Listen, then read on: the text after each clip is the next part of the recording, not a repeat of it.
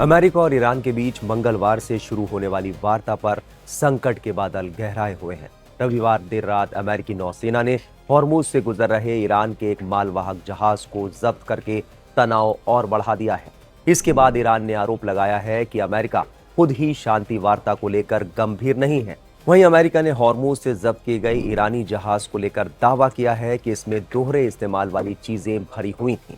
समुद्री सुरक्षा सूत्रों ने सोमवार को बताया कि रविवार को अमेरिकी सेना द्वारा जब्त किए गए ईरानी ध्वज वाले कंटेनर जहाज ट्वस्का में संभवतः ऐसे दोहरे उपयोग वाले सामान हैं जिनका इस्तेमाल ईरानी सेना की ओर से किया जा सकता है। दावा है कि इनका सैन्य उपकरणों के निर्माण में इस्तेमाल किया जा सकता था। अमेरिकी नौसेना के मैरीटाइम सिक्योरिटी सूत्रों ने सोमवार को बताया कि जब्त किया गया छोटा कंटेनर जहाज ट्वस्का ईरानी शिपिंग लाइंस समूह IRGC से जुड़ा हुआ था। इस जहाज ने अमेरिकी प्रतिबंधों का उल्लंघन करने की कोशिश की।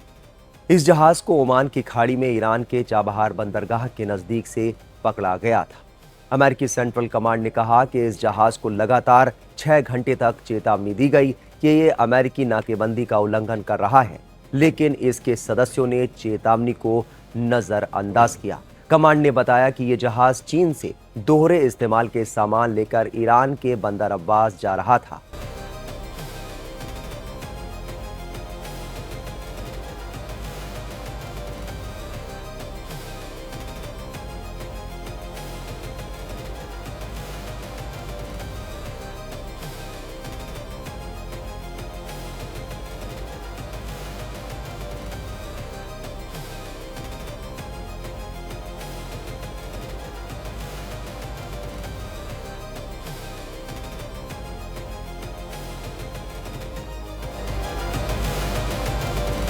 इस जहाज में अन्य सामानों के साथ धातु, पाइप और इलेक्ट्रॉनिक सामग्री भरी हुई थी, जिसे सेना के साथ साथ औद्योगिक इस्तेमाल में लाया जा सकता था। ईरान के विदेश मंत्रालय ने इस पर तत्काल कोई टिप्पणी नहीं की।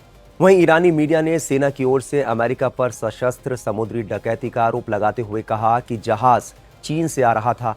सेना अमेरिका बलों के स्पष्ट आक्रामकता का जवाब देने के लिए तैयार थी, लेकिन जहाज पर मौजूद चालक दल और उनके परिवारों की वजह से खुद को उसने रोक लिया। वहीं शिपिंग विश्लेषक साइनमैक्स ने उपग्रह से हासिल डेटा के आधार पर बताया कि ईरानी जहाज ट्वस्का 25 मार्च को चीन के शंघाई के उत्तर में मौजूद ताइंग बंदरगाह पर मौजूद था। उसके बाद 29 और 30 मार्च को ये चीन के दक्षिण में स्थित गौलान बंदरगाह पर देखा गया। उसके बाद ये जहाज 11 और 12 अप्रैल को मलेशिया के क्लांग बंदरगाह पर रुका हुआ था। वहीं अमेरिकी राष्ट्रपति डोनाल्ड ट्रंप ने खुद दावा किया था कि ईरानी झंडे वाला एक जहाज हॉर्मुज के पास अमेरिकी नौसेना की नाकेबंदी को तोड़ने की कोशिश कर रहा था, लेकिन ऐसा करना उसे भारी पड़ गया और उसे जब्त कर लिया गया। ट्रंप ने ट्रूथ सोशल पर पोस्ट करते हुए कहा कि जहाज का नाम ट्वस्का है, जिसे ओमान की खाड़ी में अमेरिकी नौसेना के डिस्ट्रॉयर USS स्पांस ने रोका।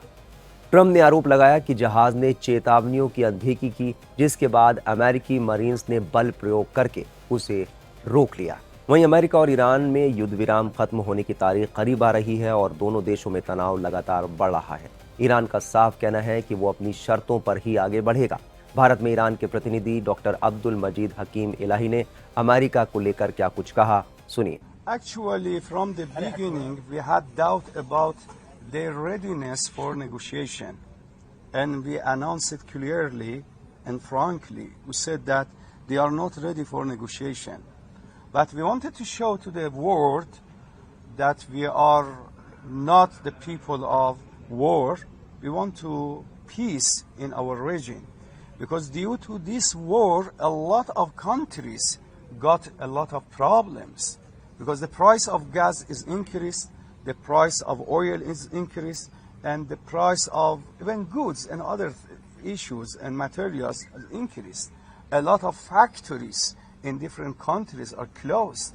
A lot of restaurants and hotels got closed.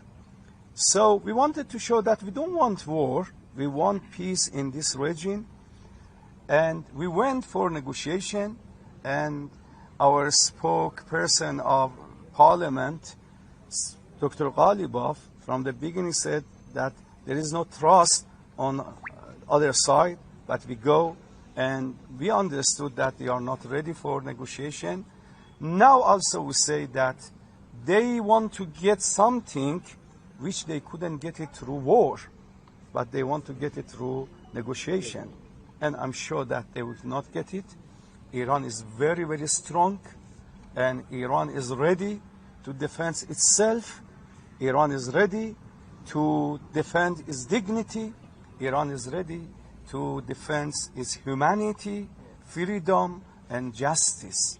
I'm sure that Iran never, as they want, is submit itself as unconditional surrender, which they mention it. जानकारों का कहना है कि अमेरिका और ईरान में deal होना बेहद मुश्किल दिखाई दे रहा है, क्योंकि दोनों देश अपनी अपनी शर्तों पर अड़े हुए। ईरान की इस्लामिक रिजीम भी झुकने को तैयार नहीं है और अमेरिका का भी रुख और इजराइल का भी जो रुख है वो पूरी तरीके से एक सख्त बना हुआ है। तो ऐसे में राष्ट्रपति डोनाल्ड ट्रंप ये ज़रूर कह रहे हैं कि वो इस्लामाबाद जा सकते हैं, लेकिन मेरे असेसमेंट के मुताबिक उनका ये जो बयान है वो बातचीत की प्रक्रिया को आगे बढ़ाने के संदर्भ में जो एक सकारात्मक वातावरण को निर्माण करने का जो प्रयास है अमेरिका के राष्ट्रपति की तरफ से, उसके तहत उन्होंने दिया है। लेकिन ये जो डील है ये होना आसान अभी नहीं दिखाई देता है। यदि ये डील हो जाती है तो इससे अच्छा कुछ नहीं हो सकता। ये युद्ध रुकना चाहिए और इस युद्ध की वजह से न सिर्फ ईरान, इजराइल, वेस्ट एशिया के राष्ट्रों की जनता प्रभावित हुई है, पूरा विश्व इससे ऊर्जा के संकट से जूझ रहा है। तो ऐसे में शांति के प्रयास होने चाहिए, लेकिन जो प्रक्रिया चल रही है उसमें डील तुरंत होना या कोई बड़ी सफलता मिलना अभी मुश्किल दिखाई देता है। लेकिन मैं अंत में इसमें यही कहना चाहता हूँ कि ये जो बातचीत चल रही है उसमें बुद्धिमत्ता के साथ यदि वारिंग पार्टीज काम लें, जिसको कहते हैं विजडम, अगर प्रिवेल करता रहे, जो कि सीज फायर के समय से करता हुआ दिखाई दे रहा है, तो इससे अच्छा कुछ नहीं हो सकता। और यदि कोई डील हो जाती है जिसमें कि एक विन विन फार्मूले के तहत दोनों पार्टी सहमत हो जाती हैं, तो ये पूरे विश्व के लिए अच्छा होगा। और ये जाहिर है कि ईरान और अमेरिका और इजराइल के लिए तो विशेष रूप से ये बहुत ही अच्छे संदेश लेकर के आएगा। बता दें कि राष्ट्रपति ट्रंप ने 8 अप्रैल को ईरान के साथ 2 हफ्ते के सीज फायर का ऐलान किया था। अगर बातचीत से समाधान नहीं निकलता तो दोनों देश एक बार फिर युद्ध में उलझ सकते हैं। खबरों की रणभूमि में यहाँ शोर नहीं, सोच लड़ती है। जहां शब्द नहीं, फैक्ट्स वार करते हैं और हर सवाल खोलता है सच की नई परत।